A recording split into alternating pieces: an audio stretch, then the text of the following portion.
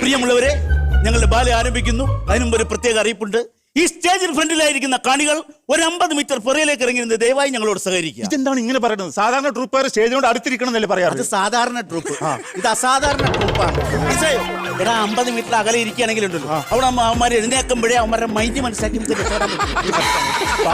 പ്രിയമുള്ളവരെ, അതുപോലെ തന്നെ മറ്റൊരു അറിയിപ്പ്. ഞങ്ങൾ അവതരിപ്പിക്കുന്ന ഈ ബാലയുടെ കഥ നോവലായും സിനിമയായും സീരിയലായും എന്തിന് വാട്സപ്പിൽ വരെ ഒരുപാട് കഥകളായി വന്നിട്ടുള്ളൊരു കഥയാണ്. അതുകൊണ്ട് വെറുതെ ഇരുന്ന് മഞ്ഞുകൊള്ളല്ല, വീട്ടിൽ പോയി ഇറങ്ങാവുന്നതാണ്.